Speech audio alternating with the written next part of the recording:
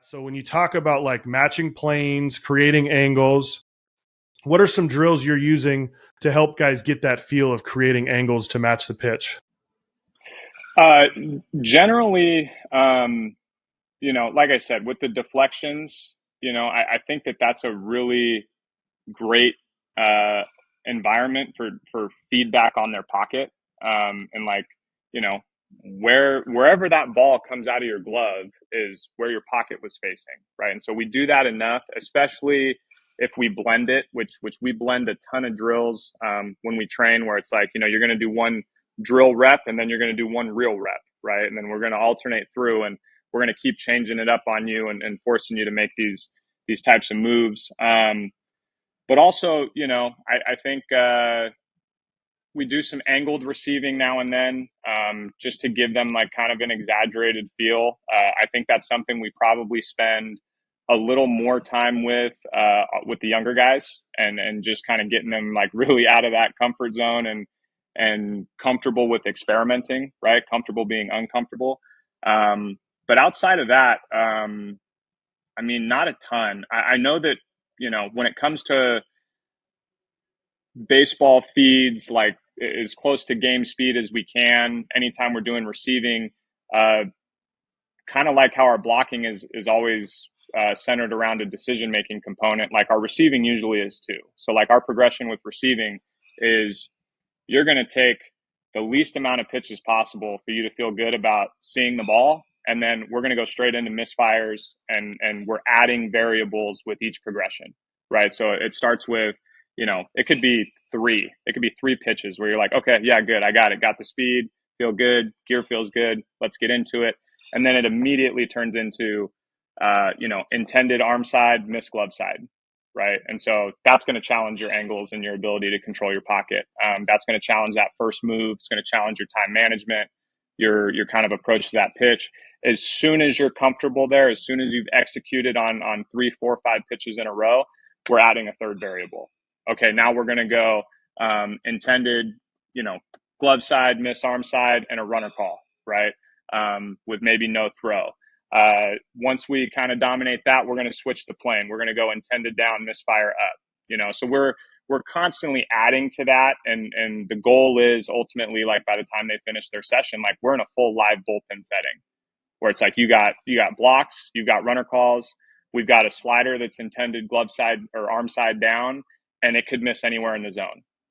It could back up over here, it could miss up here, and like, we're just having to go find solutions for all of these different outcomes. And I think if you put them in that chaotic of an environment, the nuances of, like, pocket awareness and angles and stuff really start to iron out. On the misfires, is it more that you're just like, do you just throw them in the fire, or is there something that you obviously, besides just the basic, hey, here's this plane, here's how we're going to match it, but the idea of misfires and like just teaching that or any sort of thing, is it just throw them in the fire and kind of let their body self-organize? Yeah, a large part of it is that, and so from there, I'm a because I think that environment is what's going to lead to eventually the time management and the decision making capabilities that we're looking for, right? So, um, with that said, obviously you can imagine like an amateur catcher getting into that environment. Like, what happens? Heart rate goes up. The conviction and kind of approach to each pitch starts to change and get sporadic. And so, um, to kind of navigate that or mitigate that, we're very big on singular focuses. And so when we see a player getting stuck in an environment, or like a certain amount of variables within that feeding process, it becomes like, hey man, look, this is the one thing that's kind of hurting you right now. So first of all, let's address the approach, right? Make sure that they're good on the approach. And then if anything else, it's usually like a first move, or like a spatial issue, right? So like, why are you getting, you're dominating the glove side. That's great. That's intended. What's it going to take for us to really attack, the arm side or whatever it may be?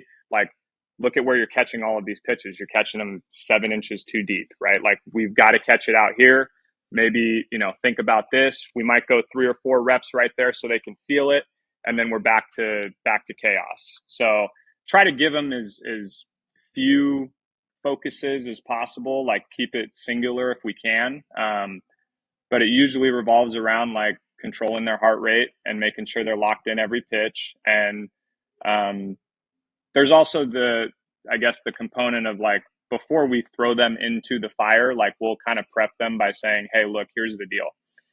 Anytime you get to a multiple outcome drill situation or environment, the worst case scenario for you is that you're bad at both things. Like if we're bad at the intended location and we're bad at the misfire, we're not getting anything out of this. So to establish a baseline, let's make sure that we dominate everything that is intended, the highest probable outcome. If you screw up everything else, that's totally okay. At least we have a place to build from.